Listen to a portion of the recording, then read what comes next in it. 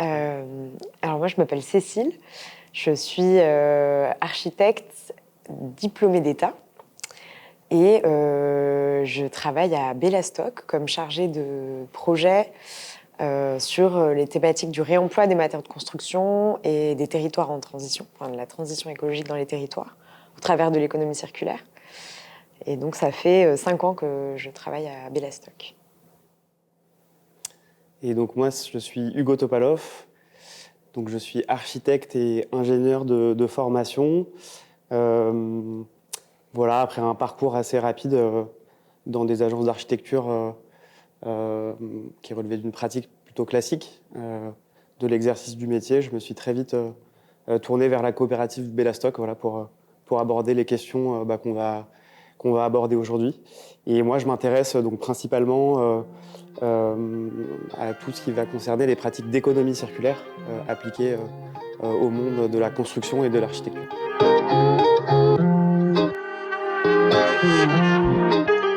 Start it up.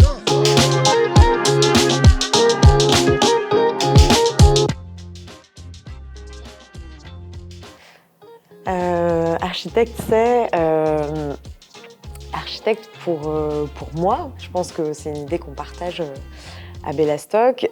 C'est apprendre à devenir un médiateur des processus de fabrique de la ville, d'un projet d'architecture. Un architecte, c'est quelqu'un qui, en tout cas aujourd'hui, dans notre perception de ce que c'est l'architecture, c'est quelqu'un qui est capable d'articuler les envies, les ambitions, les besoins, les contraintes des différentes parties prenantes d'un projet. Donc autant le commanditaire que les habitants, que les personnes qui s'inscrivent dans le processus de projet à proprement parler d'un point de vue plus technique, donc la maîtrise d'œuvre et tous les acteurs qui l'entourent. Et l'architecte, c'est pas forcément un personnage qui a vocation à être sur le devant de la scène, en tout cas à plus être sur le devant de la scène comme longtemps on l'a vu faire, mais c'est vraiment quelqu'un qui arrive à articuler toutes ces choses-là, qui est garant du fait que l'architecture, c'est un processus aussi écologique qui est fait de liens, et du coup, je m'éloigne un peu de ce que je voulais dire au départ, mais au-delà de ça, donc, c'est autant un médiateur, mais aussi c'est un expérimentateur. Donc quelqu'un qui est à la fois détenteur de savoir et de savoir-faire et qui sait faire le lien entre savoir et savoir-faire, entre la main et la tête, entre études et chantier. Peut-être que tu as envie de compléter, Hugo? Ouais, non, tu as été assez complète. Moi, ce que je pourrais dire pour compléter, ouais, c'est que l'architecte, finalement, pour nous, c'est aussi un acteur qui est professionnel, évidemment, mais qui doit aussi, dans son rôle de servir l'intérêt général, s'émanciper un peu de ce dialectique fonction et forme et s'intéresser en fait à d'autres aspects en fait, de ce qu'est l'acte de construire, qui ne concerne pas cette fameuse forme et cette fameuse fonction, mais qui concerne en fait tout ce qu'il y a autour, à savoir les filières de matériaux avec lesquels il construit, les savoir-faire qu'il mobilise, les différents professionnels qui sont partie prenante de cet acte de bâtir, et il y en a beaucoup. Et en fait, voilà, voir cet architecte non pas comme quelqu'un qui va avoir pour fonction uniquement de concevoir et de construire des bâtiments et d'assembler des matériaux sur un chantier, mais qui va être en fait acteur de la mise en place de dispositifs beaucoup plus larges en fait, qui vont impliquer des acteurs locaux comme des habitants, comme des entreprises de construction, comme des élus. Et donc pour nous aussi, peut-être le rôle de l'architecte aujourd'hui, c'est aussi d'aller investir de nouveaux espaces de dialogue, de diffusion de ce qu'est l'acte de construire, de peut-être aussi aller plus voir du côté de la commande, et de peut-être fabriquer aussi sa propre commande. Et Bellastock, c'est ce qu'on a fait aussi d'une certaine manière. Et peut-être aussi voilà, aller voir comment se fabrique la norme aussi dans la construction. Et en fait, voilà, notre constat, c'est aussi qu'il y a plein d'espaces comme ça que l'architecte a désertés pour plein de raisons, et qu'aujourd'hui, ce qui est intéressant d'étudier, voilà, c'est comment les réinvestir progressivement et si possible ensemble pour fabriquer l'architecture. Voilà, et peut-être quelque chose aussi que tu as dit en filigrane, l'architecte, ça c'est aussi une évidence pour nous, c'est quelqu'un qui fabrique avec ce qui est déjà là, avec l'existant. Voilà. Donc c'est pas une idée qui est si nouvelle que ça, mais c'est quelque chose que nous on souhaite aussi promouvoir et défendre dans l'approche qu'on a du projet d'architecture.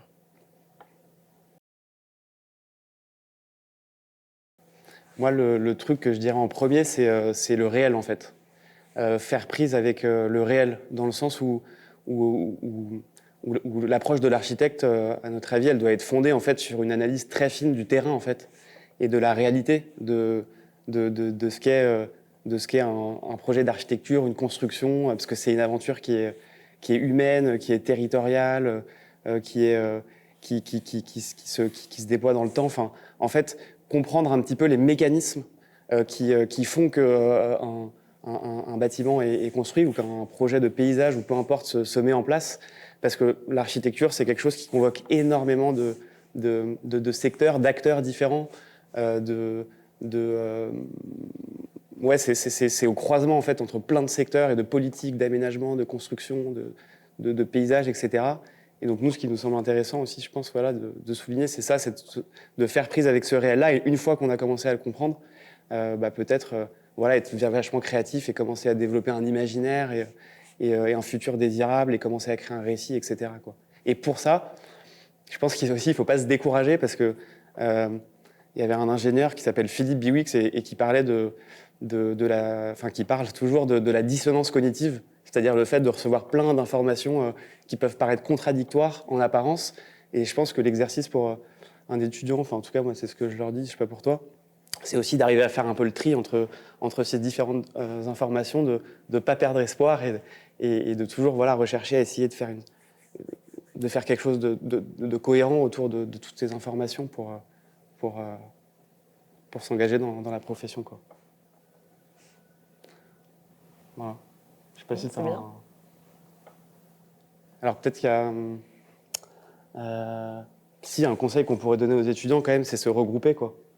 Parce que Bellastock, c'est aussi quelque chose qui nous est cher et qui fait partie de l'histoire de la fabrication du collectif, c'est qu'on a toujours pensé qu'on était plus fort à plusieurs et que vu la complexité de toutes les problématiques qu'on a à traiter pour gérer voilà, cette transition qui est écologique, qui est sociale, etc., il vaut mieux se regrouper et travailler ensemble pour assembler nos savoir-faire, nos regards, etc. Donc ouais, se regrouper, je pense que c'est un bon conseil qu'on peut donner aux étudiants.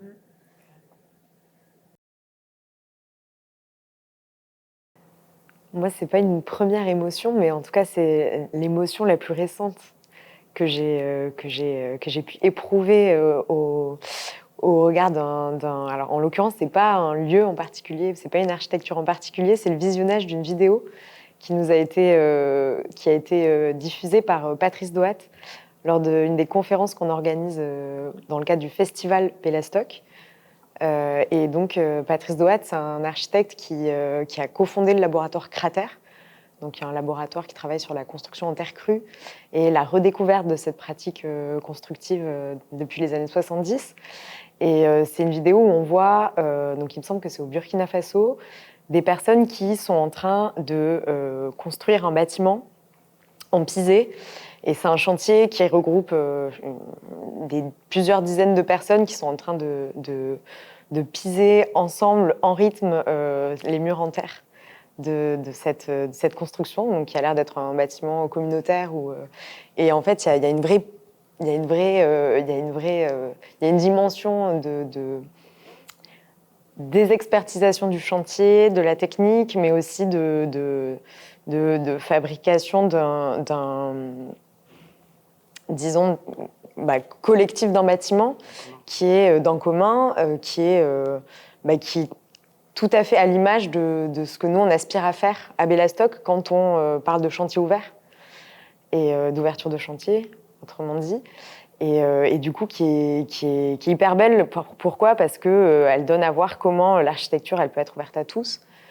Comment le faire, c'est très fédérateur aussi. Et donc, c'est un exemple qui qui est assez émouvant parce que justement, il est à l'image de ce que nous, on essaie de faire à Bellastock aujourd'hui, à notre échelle à nous.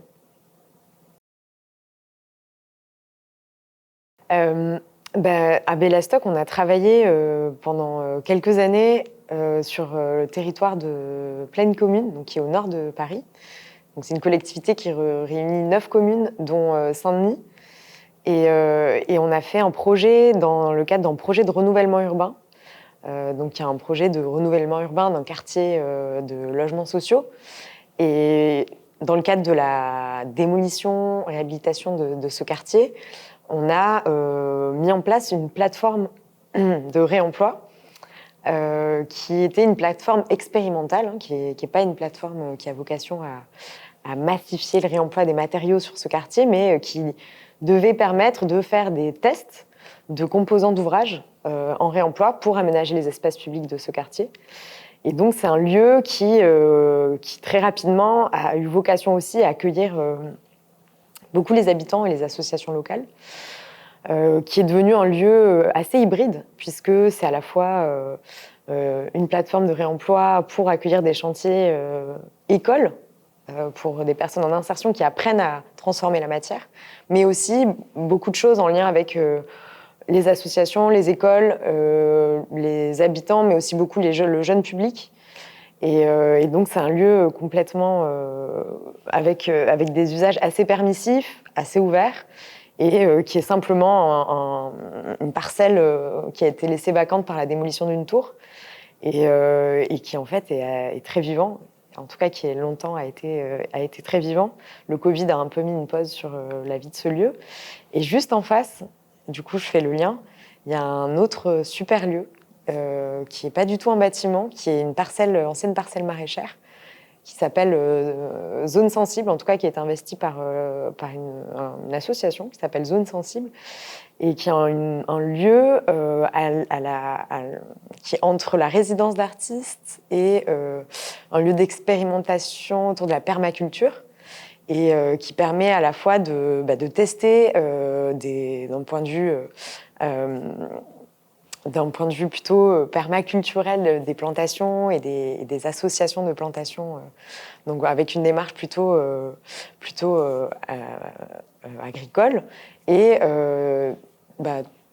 tout un tas de résidences avec des artistes qui s'intéressent au lien entre la ville, le paysage, l'agriculture en ville, et puis surtout qui produit des paniers repas pour aussi les habitants.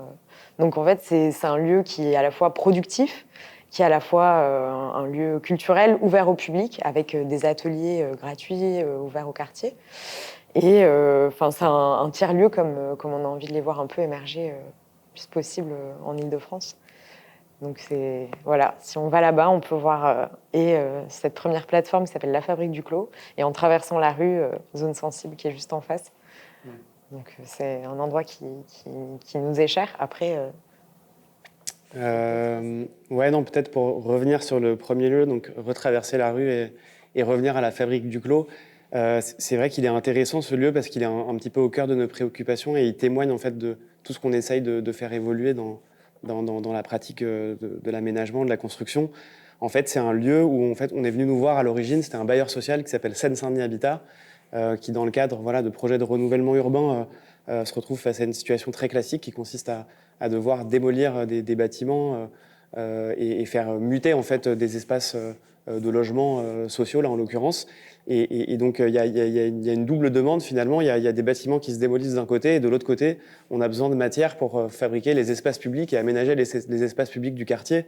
Et donc là, le réemploi, il est assez intéressant parce qu'il montre comment est-ce que finalement, en reterritorialisant, en relocalisant la production, en permettant de passer d'un bâtiment en démolition à des ouvrages en fait extérieurs qui sont conçus et construits avec ces matériaux, on arrive à faire plein de choses. On réinterroge le métier du démolisseur qui est plus quelqu'un qui vient avec ses gros sabots et démolir les bâtiments, mais qui commence à prendre soin en fait de la matière pour permettre son réemploi futur. On réinterroge évidemment le métier de l'architecte qui devient encore une fois un concepteur avec ce qui est déjà là et qui doit faire avec ce qui est déjà là, et c'est une source de créativité incroyable. On réinterroge le lien aussi qu'on peut faire grâce au fait qu'on conserve cette matière en place aux liens qu'on peut faire avec les habitants, parce que ce que Cécile aussi a pas dit, c'est qu'on a fait monter en compétence toute une régie de quartier sur la taille de pierre, qui a été encadrée et accompagnée par un tailleur de pierre professionnel pour travailler ces bétons-là. Et voilà, en fait, créer une sorte de micro-filière avec une promesse que ça puisse voilà, se développer, se répliquer et voilà, faire ramener des savoir-faire et des compétences dans des quartiers qui en ont aussi besoin. La Seine-Saint-Denis, pour vous donner un ordre de grandeur, c'est à peu près 50% de chômage chez des jeunes. Et à la fois, c'est des territoires qui sont en mutation énorme, donc il y a vraiment un potentiel socio-économique, on pourrait dire, pour profiter de ce réemploi, en faire un prétexte pour recréer de la valeur, que ça soit une valeur architecturale, une valeur environnementale, une valeur sociale aussi, et aussi quelque chose de très important. Et après, je m'arrête, promis, une valeur aussi qui est culturelle. Parce que le fait de pouvoir garder des matières et des matériaux en place sur site, c'est aussi un moyen de conserver en fait toute la valeur symbolique, historique, parfois patrimoniale, et dans tous les cas culturelle qui est dans ces matériaux-là, et qui souvent crée un supplément d'âme pour le projet, mais aussi fait sens pour les gens qui vont l'habiter et l'expérimenter dans le temps, quoi.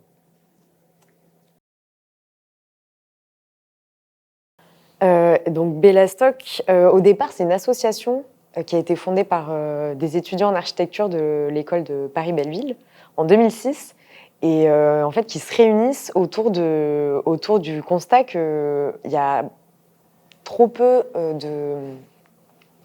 de rapport à la matière, à la pratique constructive à échelle 1 dans leurs études. Que la démarche expérimentale fait pas du tout partie des enseignements qui leur sont dispensés, et donc qui décident de créer un projet de festival qui dès la première année vise à réunir sur un site plusieurs centaines de personnes, jusqu'à 1 millier certaines années, et avec pour objectif de concevoir, construire, habiter et déconstruire une ville éphémère. Donc tout ça pendant 4 jours, avec un thème et un site qui va changer chaque année. Donc l'idée, c'est de venir explorer avec ce prétexte du festival, de l'événement en lui-même, une thématique. Donc la thématique, elle est toujours liée au territoire d'implantation du festival, au site sur lequel le festival va avoir lieu. Et elle peut varier, ça peut être une redécouverte d'une pratique constructive frugale, donc la construction en paille, la construction en terre crue et d'autres.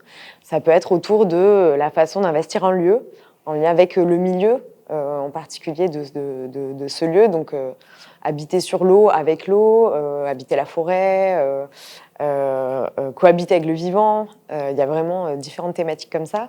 Puis aussi sur des questions de processus de fabrique de la ville à proprement parler. Et donc, ça, c'est la jeunesse de Bellastock. Et donc, de 2006 à aujourd'hui, ce festival a eu lieu à chaque fois en Île-de-France. Il a eu des versions plus internationales, de personnes qui se sont réappropriées le concept dans d'autres pays. Et donc, c'est une idée qui a pas mal essaimé. Et en 2012, notamment, le festival avait pour thème la construction de la ville éphémère à partir de déchets de démolition. Et le festival avait lieu sur une friche dans le nord de Paris qui avait vocation à muter très vite, qui était un futur écoquartier sur lequel on trouvait des grands hangars logistiques qui allaient être démolis juste après l'événement. Et donc, c'est à partir de là, notamment, que a commencé à se poser la question du réemploi des matériaux de construction, question qui était là en filigrane depuis le début, puisque, comme événement réunissant plusieurs centaines de personnes par an, la question de l'utilisation des matières et des matériaux depuis le début a été très vite posée, et notamment de leur inscription dans une logique circulaire, puisque en 4 jours, forcément, on vient mobiliser beaucoup de matériaux, notamment pour construire la ville. Et très tôt, s'est posé la question de quoi en faire après l'événement. Donc voilà, c'est un petit peu le point de départ de la structure Bellastock. Donc 2012, festival sur le réemploi. des matériaux de construction en l'occurrence. Et à partir de là, Bellastock en fait est resté sur le territoire, enfin sur le site pardon d'implantation de ce festival et à négocier enfin négocier, je sais pas si c'est le terme, mais à suggérer aux propriétaires donc de ce site, la SEM Plaine Commune, de les accompagner dans la déconstruction sélective du site, des entrepôts notamment, pour imaginer le réemploi de ces matériaux dans l'aménagement des espaces publics de la ZAC. Et donc ça a donné lieu à une résidence pendant 7 ans sur ce chantier. Donc il faut savoir que c'est une ZAC avec un programme de construction phasé sur quasiment 10 ans, même plus. Et du coup, cette résidence, c'est un peu ce qui a été le prétexte à la professionnalisation de Bellastock, avec une première commande.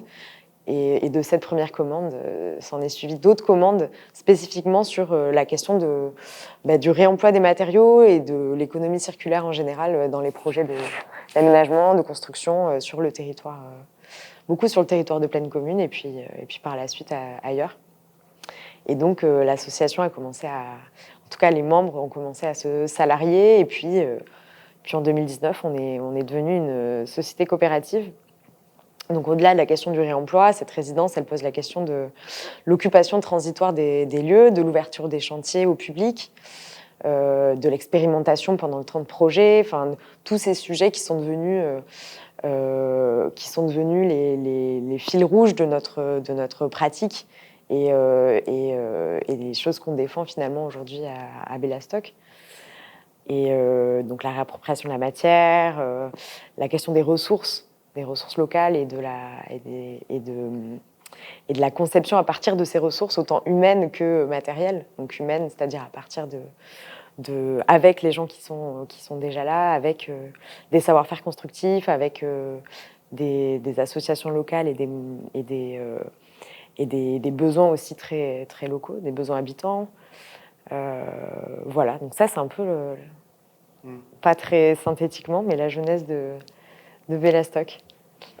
Non, mais c'est une belle genèse et pour rebondir sur la question du territoire et de Plaine Commune, qui a été pour nous un territoire d'expérimentation en fait extrêmement important. Ce que je voudrais ajouter aussi, c'est la notion dans ce festival d'immersion dans le territoire. Et pour nous, l'immersion, donc pendant cette semaine là d'expérimentation où il y a des architectes qui vont croiser des habitants, des élus en fabriquant des murs en bottes de paille. C'est un peu l'idée de se dire, bah voilà, qu'est-ce qu'on peut tirer du fait de faire s'immerger des acteurs comme ça pendant une semaine dans un territoire, qu'est-ce que ça peut produire. Et pour nous, voilà, c'est hyper important de toujours avoir un enracinement, une compréhension fine des lieux dans lesquels on s'installe, des acteurs qui les jalonnent, etc., pour faire des projets. Donc je pense que c'est quelque chose qui est resté aujourd'hui dans la pratique plus professionnelle qu'on a aujourd'hui. Et sinon, non, je pense que toute l'ADN de ce festival est encore lisible dans nos actions, c'est-à-dire une énergie de faire les choses, d'y aller, de foncer, l'énergie d'aller sur le terrain, de se confronter au dur, de mettre les mains dans le cambouis. La deuxième chose, ça serait une économie dans les moyens qu'on déploie pour faire nos projets. Donc ça, c'est toute la question de la sobriété, la frugalité, etc. Parce que le festival, c'est ça aussi, c'est faire attention aux moyens qu'on développe, aux ressources, aussi aux gens qui participent à cet événement. Donc il y a aussi toute une logique, je pense, d'attention, de soins et de bienveillance qui est apportée à la fois au site, à l'environnement, aux vivants et aux personnes, et la dernière chose, peut-être, ça serait toujours cette action collective qu'on porte, et peut-être aussi l'impact social que peut avoir un événement qui ramène des milliers de personnes, social et sociétal même, j'ai envie de dire, d'un tel événement qui fait se rencontrer autant de personnes sur une durée aussi courte.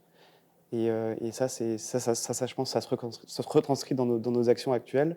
Et pour vous raconter un petit peu aujourd'hui, voilà, qu'est-ce qu'on a fait de tout ça et comment on s'organise en 2 mots.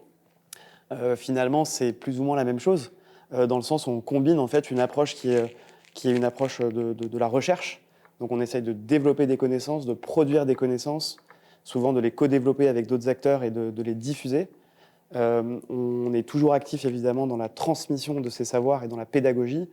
Donc voilà, Bellastock, on intervient souvent dans les écoles d'architecture, mais dans des actions de sensibilisation de grand public ou d'autres professionnels de la construction, voilà, pour parler un petit peu de ces nouvelles manières de fabriquer la ville, on pourrait dire. Et le troisième volet qui nous occupe peut-être le plus, c'est évidemment l'action très opérationnelle sur des projets d'architecture, des projets d'aménagement, où là, on va accompagner avec une expertise qui est technique la plupart du temps. On va accompagner des professionnels sur les thématiques qu'on porte, donc le réemploi des matériaux, les matériaux biosourcés, l'urbanisme transitoire, etc. Et là, nous, notre particularité, c'est qu'on a fait le choix finalement de faire un pas de côté par rapport au rôle de l'architecte et d'aller voir tous les acteurs de la chaîne de valeur. Donc nous, on travaille voilà, en amont avec les élus, avec les maîtres d'ouvrage qui formulent des commandes. On travaille évidemment avec les concepteurs. Et les concepteurs, c'est l'architecte, mais c'est aussi tous les gens qui s'agrègent autour de lui, donc des bureaux d'études, des économistes, etc. Les entreprises de construction, évidemment, dont on apprend le plus. Parce que nous, notre parti pris aussi, c'est de dire voilà, que on est dans des approches où c'est le terrain, c'est le chantier en fait, qui va nourrir la conception, et pas l'inverse. Puisque voilà, l'enchaînement traditionnel des actions de l'architecte, c'est de programmer, concevoir et construire. Nous, on pense qu'il y a une itération qui est nécessaire entre toutes ces opérations pour renseigner au fur et à mesure la conception grâce au chantier et produire des projets qui ont du sens et qui sont cohérents, qui sont pertinents. Donc les entreprises de construction, et même, j'allais dire, dans cette chaîne de valeurs, d'acteurs, il y a aussi tout en amont les élus, l'État même, qu'il faut aider à appréhender ces nouvelles pratiques qui sont nouvelles et sur lesquelles voilà, on a besoin d'une lecture qui soit peut-être neutre, qui soit peut-être qui serve peut-être l'intérêt général, et peut-être qu'on pourra parler plus tard du caractère d'intérêt général de notre coopérative. Et voilà, la particularité de Bellastock, je pense, c'est ça, c'est arriver aussi à faire le grand écart entre des élus et des PME ou des TPE qui manipulent en fait les matériaux avec lesquels on travaille. Et tout ça, en fait, était déjà en germe finalement dans le festival que Cécile a présenté au début, quoi.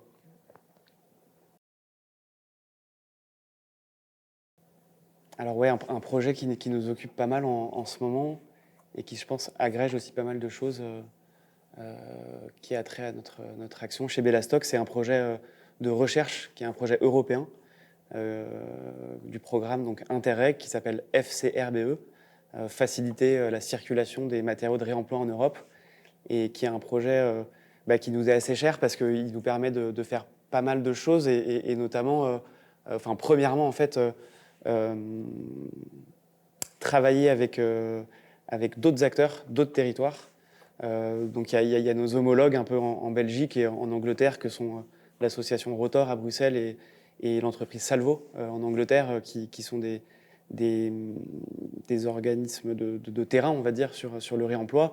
Mais aussi il y a des acteurs publics comme la ville de Bruxelles Environnement, des centres techniques comme le centre scientifique et technique du bâtiment pour en fait faire se confronter en fait des savoirs, des connaissances, les faire évidemment évoluer. Donc en fait, nous, ce qu'on essaye de faire dans ce projet, c'est finalement produire en fait des outils, des méthodes qui sont diffusées en open source pour en fait mettre en place le réemploi de manière très opérationnelle pour l'ensemble des acteurs, que ce soit des concepteurs, que ce soit des maîtres d'ouvrage, etc. Et du coup, c'est des projets vachement intéressants parce que voilà, on confronte des approches, on sert de manière encore une fois, ça rejoint cette question d'intérêt général, de montée en compétence des filières, d'apport de connaissances. Donc on sert un peu tout ça aux différents acteurs de la construction. Et évidemment, on les expérimente, toutes ces méthodes, puisqu'on va les tester sur, là en l'occurrence, 36 chantiers pilotes dans les 5 pays partenaires pour en fait accompagner des contextes très divers et des acteurs très divers sur cette thématique qui est le réemploi des matériaux et regarder comment elle s'insère ou elle s'insère moins bien d'ailleurs dans ces différents contextes. L'idée étant encore de essayer de actionner en fait des leviers et de pas généraliser mais en tout cas disséminer un maximum ces connaissances et ces pratiques pour que voilà, les acteurs, alors chacun avec leurs moyens, avec leur développement territorial qui est très disparate, etc. Mais que chacun puisse commencer à faire et que soit aussi inspiré par ce qu'on essaye de transmettre à travers ce projet. Voilà. Ouais, ACLAB, en fait, c'est le projet de résidence qui a émergé suite au festival de 2012, qui a amené Bellastock à travailler sur le réemploi des matériaux. Et c'est un projet c'est une sorte de permanence, finalement, architecturale, comme on le dit de plus en plus aujourd'hui. C'est ce qu'on a appelé le laboratoire manifeste du réemploi. C'est un projet qui s'est constitué autour d'une commande de la part de la SEM Pleine Commune, donc qui visait à les accompagner dans la déconstruction sélective des hangars printemps sur la ZAC Écoquartier Fluvial. Donc la mission de Bellastock, elle a commencé par un diagnostic ressources. On est allé voir sur les bâtiments à démolir quels étaient les matériaux qui avaient un potentiel de réemploi pour réaliser les aménagements des espaces publics de la future ZAC. Et puis pour pouvoir prototyper des ouvrages en réemploi pour ces espaces publics, on a été amené à s'installer sur le chantier de démolition. Et en fait, on a construit une base vide chantier, des ateliers, on a aménagé un jardin. Et en fait, on s'est installé là pendant donc, quasiment 7 ans, de 2012 à 2019.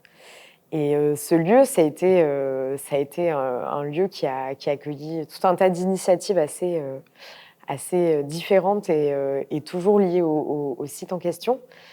Donc, à la fois ces ateliers qui ont permis de réaliser ces prototypages, un espace de stockage dédié au stock de matériaux qui pouvaient transiter par le chantier, autant lié à la déconstruction du site qu'en provenance d'autres sites en chantier.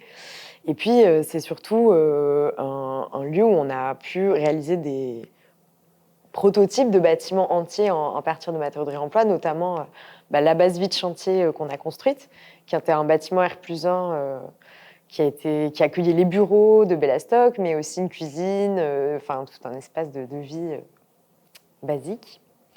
Et puis ce jardin dont l'objectif était surtout d'expérimenter la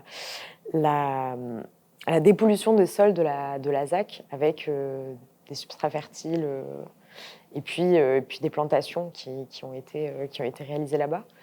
C'est un lieu qui a accueilli énormément d'événements en lien avec les habitants, les futurs habitants de la ZAC, les habitants des premiers lots qui étaient déjà livrés sur la ZAC au fur et à mesure des années, le festival, des événements plus liés à d'autres publics, enfin ouverts à d'autres publics, mais qui étaient aussi tout aussi ouverts aux habitants de la commune. Et puis aussi des résidences artistiques, donc plusieurs résidences autour de la question de l'ouverture de chantier notamment. Donc, puis la question de la fabrique de paysages, liés à la transition. Donc comment le fait de réimplanter des activités productives en ville liées à la refabrication de matériaux, la reproduction de matériaux, ça fabrique de nouveaux paysages. Et comment ces paysages peuvent être appropriés par les habitants de ces lieux. Donc, il y a eu notamment la résidence FACT et puis d'autres dont j'ai probablement oublié le nom. Et enfin, il y a eu d'autres bâtiments prototypes qui ont été construits avec d'autres techniques en terre crue. Il y a eu un pavillon démonstrateur en terre crue notamment. Il y a eu des projets étudiants qui ont pu être faits là parce qu'il y avait de l'espace et que c'était ouvert. Énormément de workshops avec les écoles d'architecture aussi. Donc c'est vraiment un lieu c'est un projet qui donne à voir comment aujourd'hui on peut imaginer l'ouverture de chantier, d'autres façons de donner accès à l'expérimentation, non seulement à des étudiants, mais aussi à des acteurs de...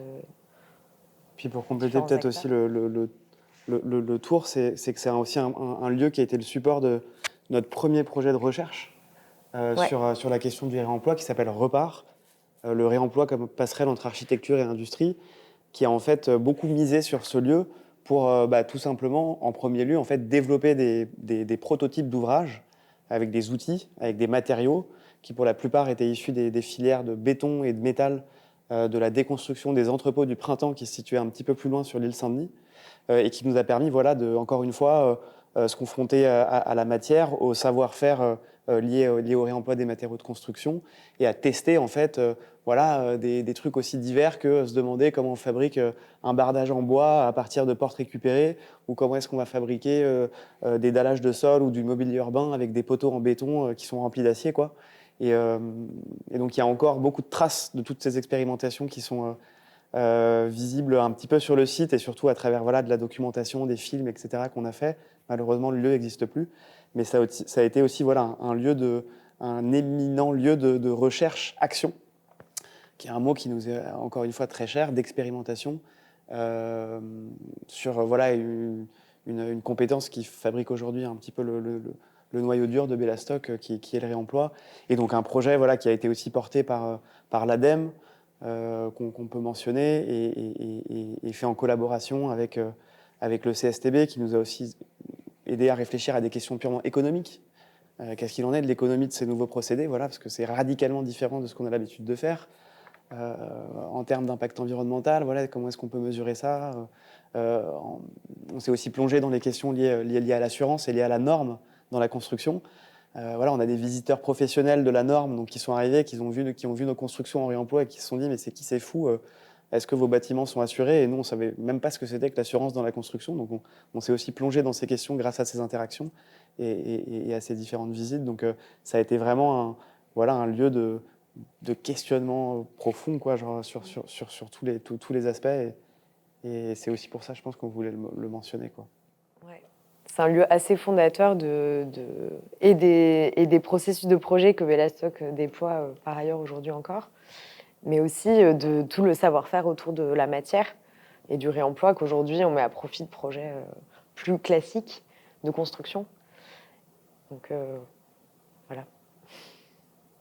Vous avez encore accès à ce lieu? Non.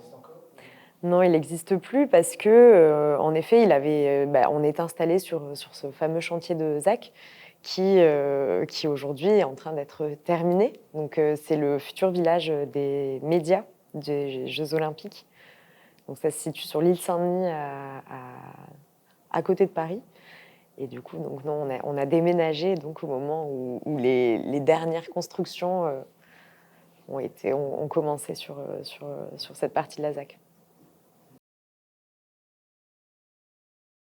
Le projet réel ou fictif, en tout cas, qui nous fait rêver, c'est un projet qui est en cours et qu'on espère pouvoir voir exister totalement un jour. En tout cas, qui a commencé. C'est le projet du CAP, le cluster, j'allais dire. Non, c'est plus le cluster, c'est le centre d'art, qui s'est appelé longtemps le cluster, mais maintenant, c'est plutôt le centre d'art. Le Centre d'art, architecture, paysage, patrimoine, donc le CAP. Et le CAP, c'est un projet qui a vu le jour à travers une opportunité un peu comme ça, qui s'est dessinée lors d'un échange entre Antoine de Bellastock et un enseignant de l'école d'architecture de Belleville. C'est un site, donc c'est un projet qui s'inscrit dans un site qui se trouve à Évry-Courcouronnes. C'est un ancien couvent qui est un parc avec un couvent qui est désaffecté depuis presque 30 ans. Et en fait, Bellastock a depuis longtemps nourri l'idée de créer un lieu dédié à l'expérimentation. Et en fait, cette opportunité-là a permis d'enfin pouvoir imaginer la réalisation d'un tel lieu, avec les écoles d'architecture, qui vient conglomérer beaucoup d'acteurs, et notamment les écoles d'architecture d'Île-de-France, mais aussi d'autres universités et établissements de l'enseignement supérieur. Donc art, architecture, patrimoine, paysage. Donc évidemment, du coup, plutôt des structures, des établissements de l'enseignement supérieur qui donnent accès à ces enseignements-là. L'idée, c'est d'hybrider sur un seul lieu la question de l'expérimentation, mais aussi la question de la transdisciplinarité. et de construire un espace dédié à ça qui soit ouvert aux étudiants principalement, mais aussi à d'autres, aussi et surtout au territoire sur lequel ils s'implantent. Donc l'idée, c'est d'avoir un centre d'expérimentation qui soit ouvert à toutes ces disciplines-là, mais aussi au territoire sur lequel ils s'implantent, avec pour objectif de construire Oh là là, non, vas-y, je vais te laisser y aller. Construire un lieu, tout simplement, où on puisse expérimenter en tant qu'étudiant à l'échelle 1. Donc en fait, finalement, c'est tout ce qui était en germe dans le festival. Donc cette question de construire à l'échelle nature, de faire se croiser des gens et des compétences et des acteurs, et ensuite de transmettre tout simplement entre les professeurs, les enseignants, les étudiants évidemment, mais aussi d'autres acteurs que Cécile a un petit peu esquissés, qui sont des acteurs locaux. Donc il y a des associations, il y a la mairie d'Évry, il y a le département. En fait, c'est plein d'acteurs qui ont, en fait, on ressent nous le besoin de faire se croiser les gens en gros, quoi, pour faire évoluer un petit peu le Schmilblick. Et donc ce besoin, il y a besoin de lieux pour le faire. Et ces lieux, pour nous, voilà, ils n'existent pas ou ils existent peu. Et le CAP, il a ça aussi comme objectif. C'est assez ambitieux, mais voilà, c'est de se faire croiser. Alors, il y a des acteurs publics, il y a des acteurs du monde de l'enseignement, mais il y a aussi des acteurs privés qui vont probablement rejoindre le projet, parce que voilà, on a aussi besoin d'un équilibre dans le financement de ce genre de lieu et dans la manière dont les savoirs ils passent en fait de l'université, des écoles au monde professionnel. Donc il y a toute cette question de la formation aussi professionnelle qu'on souhaite développer à travers ce lieu, sur un modèle finalement qui est inspiré des grands ateliers de l'île d'Abo, qui ont aussi fait ce pari-là, voilà, de donner cet équipement aux écoles d'architecture locales. Et qu'est-ce qu'on peut dire aussi sur le CAP? Oui, voilà, c'est qu'on le voit aussi comme encore une fois un lieu qui va s'activer dans le temps et qui ne va pas genre être parachuté comme ça sur une parcelle du parc d'Évry du jour au lendemain. Et du coup, pour nous, l'outil qui nous sert à implanter dans le temps cet équipement, c'est le Festival d'Elastoc, qui s'est sédentarisé, on pourrait dire, sur le site du futur CAP. Donc on est à Évry, dans un parc magnifique au bord de Seine. Et du coup, le festival nous permet pendant 3 ans, en fait, 3 éditions, de commencer à faire intervenir des acteurs, les faire se croiser et peut-être aussi préfigurer, voilà, ce que pourrait être cet équipement. Donc on a des workshops d'étudiants qui sont menés là-bas. On a évidemment des conférences, des tables rondes. On a des habitants locaux qui viennent jardiner en fait le parc, qui est un parc magnifique du 19e siècle, etc., qui n'attend qu'une chose, c'est voilà, d'être aménagé, d'être habité, etc. Donc il y a aussi cette idée, voilà, d'implanter de manière pérenne un lieu en douceur finalement, et en considérant un petit peu l'existant et comment on peut arriver à faire que ce lieu serve aussi son environnement très, très proche, quoi, et pas seulement un réseau d'acteurs. Donc on a cité les écoles, mais il y a aussi 2 ministères qui participent à ce projet, le ministère de la Culture, le ministère de la Transition énergétique, etc. Donc c'est beaucoup d'acteurs à fédérer, et c'est pour ça aussi que pour nous c'est un projet qui n'est pas encore réel et qui est vraiment rêvé en fait, et qui stimule fortement notre imaginaire, je pense, dans l'équipe. Donc voilà. Oui, et peut-être qu'il est difficile à raconter aussi parce que c'est un projet qui n'est pas totalement écrit. Donc il y a un enjeu in fine, c'est de mettre en place un tel lieu qui soit dédié à l'expérimentation et au partage des savoirs. Mais en effet, c'est un projet, et heureusement, et c'est aussi l'objectif, qui n'est pas totalement écrit, qui va s'adapter à en fait, finalement, ce qu'on va découvrir en mettant en place cette permanence au travers des 3 festivals. L'idée, c'est de comprendre quels sont les besoins du territoire, peut-être à quels besoins il peut répondre aussi, comment il va s'ouvrir sur la commune et sur le territoire environnant. Et évidemment, il y a plein d'enjeux qui sont posés par l'installation sur ce lieu. C'est la question de la cohabitation avec le vivant. C'est un espace, un grand parc qui a été totalement dénué de présence humaine pendant presque 30 ans. Donc ça nous oblige et nous amène à nous poser aussi plein de nouvelles questions qui sont assez inédites.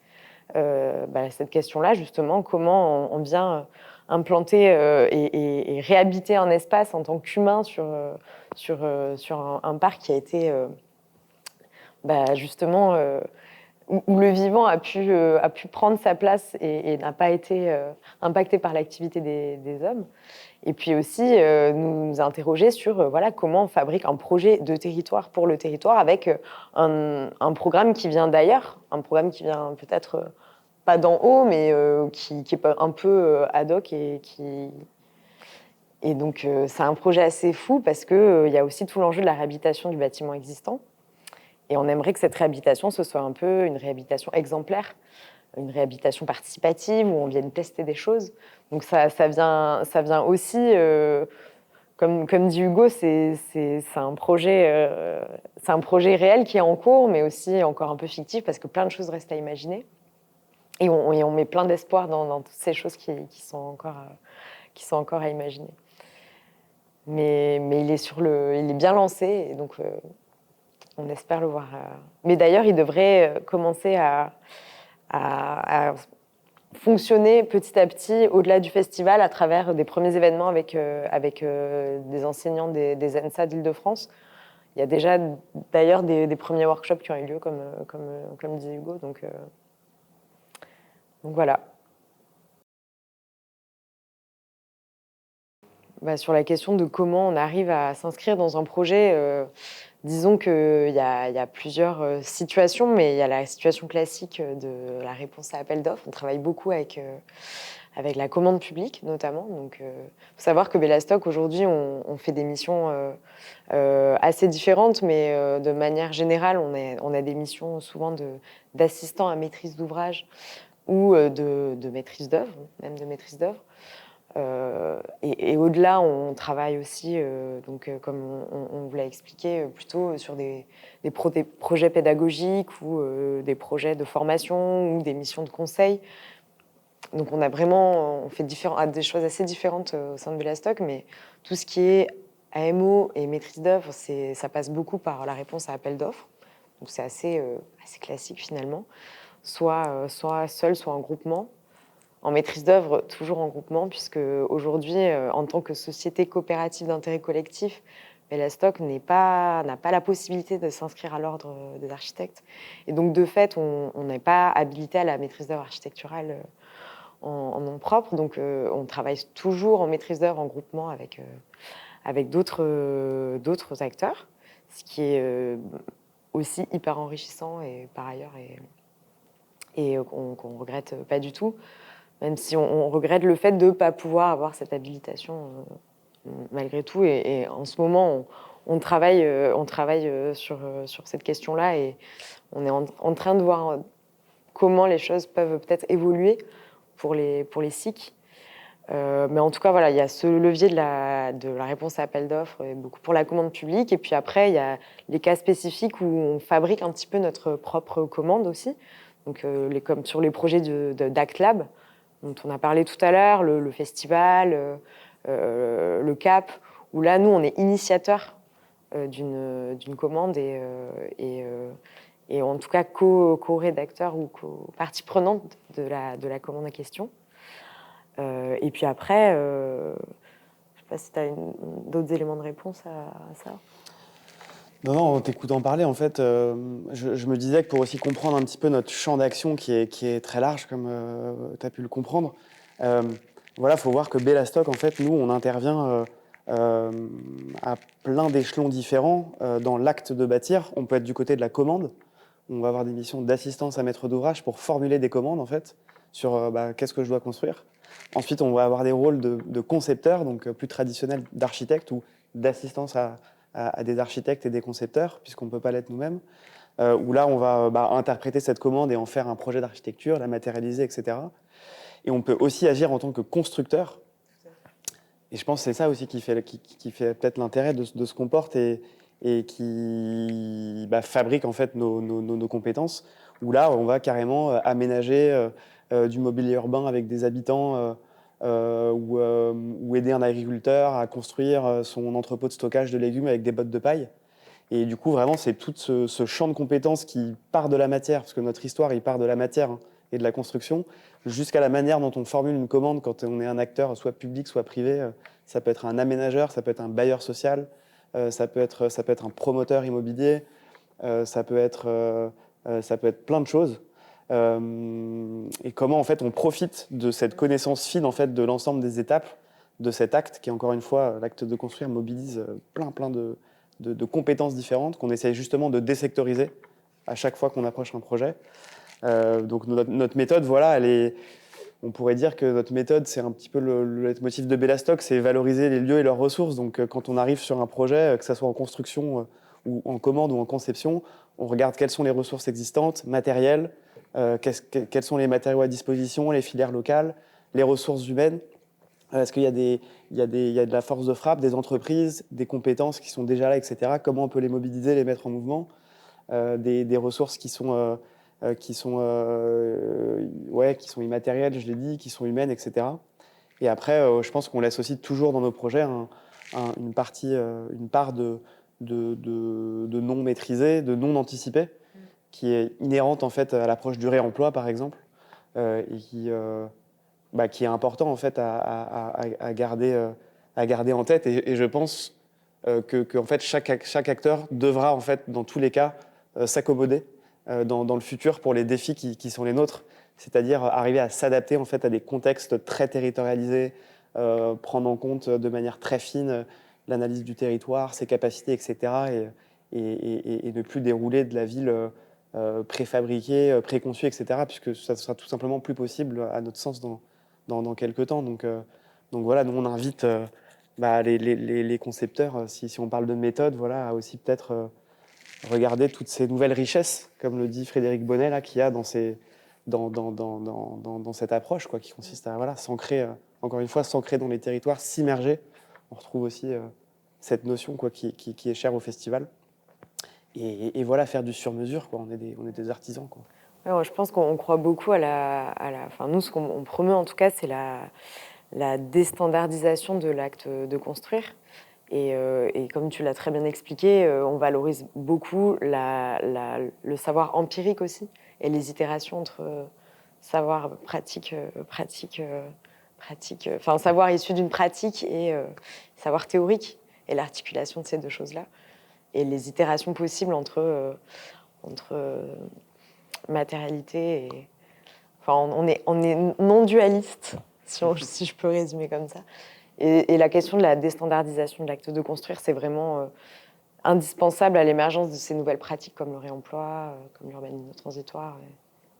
Et donc on le défend vivement, quoi. Alors du coup, ça c'est une question qui va nous permettre d'introduire le caractère de coopérative d'intérêt collectif qu'est Bellastock, qui est assez important à souligner parce que en fait, il témoigne de ce qu'on essaye de promouvoir et de défendre, et donc il témoigne d'une certaine forme d'engagement qu'on a aussi pour proposer d'autres manières de s'organiser dans la profession, qui nous paraissent essentielles pour faire évoluer les choses. Donc une société coopérative, c'est quoi en gros, hein, c'est donc des sociétaires qui s'organisent et qui dirigent une structure de manière un petit peu plus horizontale que ce qu'on a classiquement l'habitude de faire. Donc concrètement, ça veut dire quoi? Ça veut dire qu'il y a plus de temps qui est dédié à la discussion, au partage de l'information, qu'il y a une vision qui est le plus possible partagée par les différents sociétaires, qu'il y a une gouvernance qui tend vers de l'horizontalité, même si on est très structuré en interne et que voilà, on ne résout pas tout avec une coopérative, mais disons qu'on tend vers une gouvernance horizontale et que voilà, de manière générale, on essaye de mettre en place de la démocratie, on pourrait dire, avec tous les avantages et les inconvénients que ça a, évidemment, pour essayer voilà, de renouveler à nouveau et peut-être d'inspirer aussi sur les nouveaux outils qu'on a pour s'organiser en interne. Proposer une image un peu renouvelée aussi de ce qu'est une agence d'architecture. Est-ce que c'est un maître avec des armées de subordonnés qui décident, qui grattent des plans comme ça a été le cas au XIXe siècle? Sûrement pas. Donc voilà, on pense que à la fois nous on traite des sujets qui sont techniques, qui sont architecturaux. On a parlé d'économie circulaire, d'urbanisme transitoire, mais les sujets qui nous intéressent, on essaye aussi de faire en sorte qu'en interne, notre organisation, elle laisse aussi transparaître une forme d'appropriation générale de ces sujets, encore une fois, d'horizontalité. On met aussi un point d'honneur à très vite autonomiser les gens qui prennent part aux activités de la coopérative, c'est-à-dire les faire monter en compétences rapidement. Et ça, je rejoins encore ce festival, parce qu'on est encore sur de l'autonomisation, la manière dont je vais prendre soin de ce qui m'entoure, dont je vais m'autonomiser dans la manière dont je fais les choses. Et voilà, peut-être aussi une forme de bienveillance aussi qu'on essaye de mettre en place dans l'organisation. Alors peut-être aussi ce que je pourrais dire sur l'aspect coopératif, c'est qu'on n'est pas seulement une coopérative, on est une coopérative d'intérêt collectif qui nous permet en fait d'avoir des sociétaires qui sont extérieurs au salariat. Donc en fait, on a des collèges de sociétaires qui vont être des bénévoles du festival, qui vont être des associations partenaires de Bellastock, qui vont être des artisans ou des constructeurs avec lesquels on fait des projets ponctuellement pour répondre à des commandes, qui vont être peut-être aussi des collectivités, on est en train de développer aussi cette partie du sociétariat, et qui vont eux aussi avoir un droit de regard en fait, et une part et un rôle à jouer dans l'activité de la structure. Alors on est encore en train de définir ces rôles parce que le statut de coopérative d'intérêt collectif est nouveau pour les structures d'architecture, donc il y a tout à inventer d'une certaine manière. Mais c'est aussi une manière pour nous à nouveau de continuer à créer du lien avec d'autres acteurs que des architectes et de croiser les regards, de renouveler un peu l'air et les regards sur notre activité quotidienne. Voilà, et peut-être que je pourrais finir aussi en disant que notre équipe, c'est aussi une équipe transdisciplinaire. Mais bon, ça, c'est un préalable indispensable à notre sens pour exercer la profession. Tu ne peux pas être architecte seul dans ton coin, donc on a au sein du salariat des urbanistes, des ingénieurs, des architectes ingénieurs, des ingénieurs architectes, des juristes. Enfin voilà, toutes ces compétences et ces savoirs qui permettent de faire des choses intéressantes. Donc voilà, je finirai peut-être par la transdisciplinarité. Je ne sais pas si tu as des trucs à ajouter. Mais... Non, sur l'équipe, peut-être plus factuellement, aujourd'hui on est 14 ou 15 personnes. Et non, et en effet, je pense que tu as très bien résumé la situation. Au départ, on était une association, peut-être, juste historiquement, donc c'est un changement récent, l'évolution en société coopérative d'intérêt collectif. Ça veut quand même dire aussi qu'on est passé d'un statut associatif à un statut d'entreprise, parce que même en tant que coopérative, on est devenu une entreprise, donc on est une SIC SAS. Et donc que ce choix-là, il a été fait par l'envie aussi de continuer à mobiliser des forces vives, des idées, des compétences qui vont au-delà de celles de l'équipe structurée de salariés. Et donc c'est un héritage de cette vie associative, ce choix-là. Et que c'est passionnant et c'est aussi une expérimentation de la vie de groupe, de la vie en collectif, et de l'organisation collective. Donc c'est... Voilà.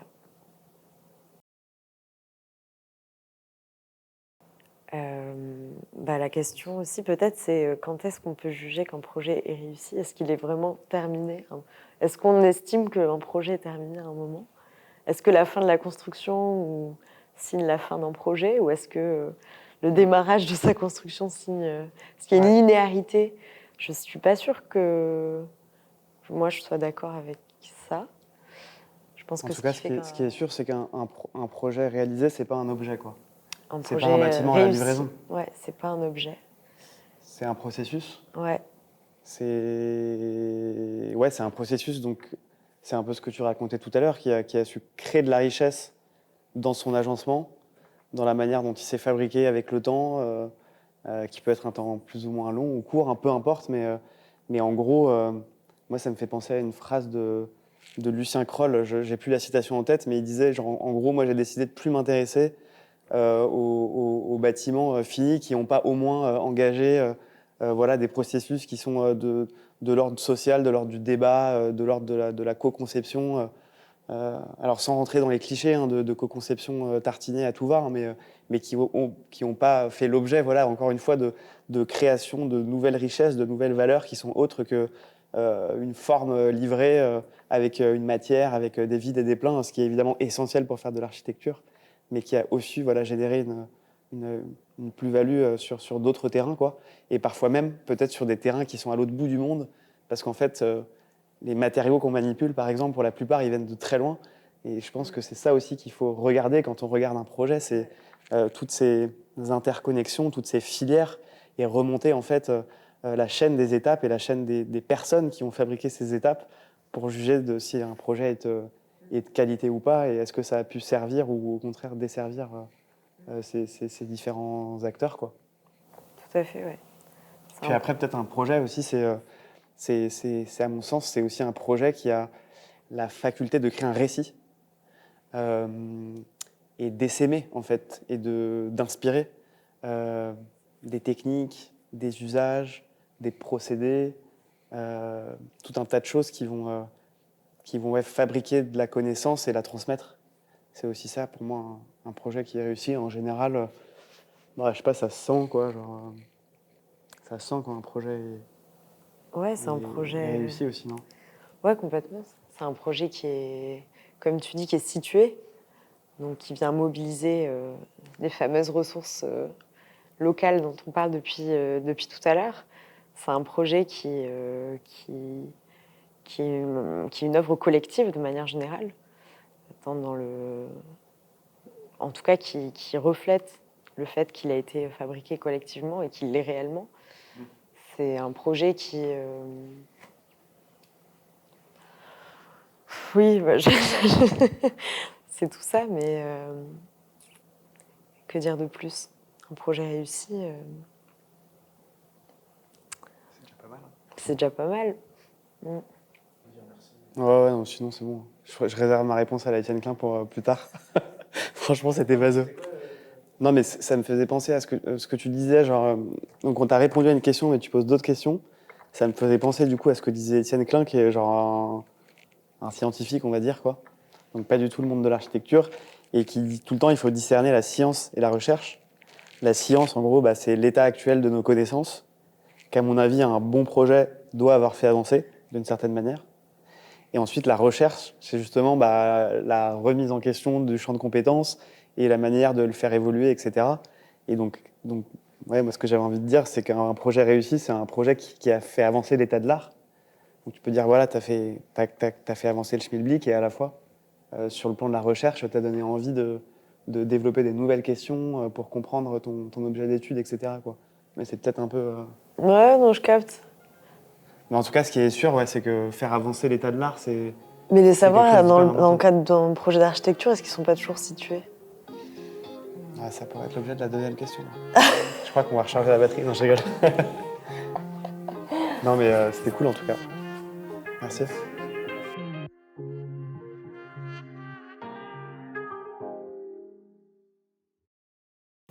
Non, mais si tu dis qu'un bêtisier, les gens ils disent pas de conneries aussi. Hein. Moi, j'arrête de péter, parce que là, depuis tout à l'heure... De péter? Non, je rigole. La caméra, ça sent pas trop, par contre, Cécile. Ah, c'était mon ça. micro, il est là, donc ça va.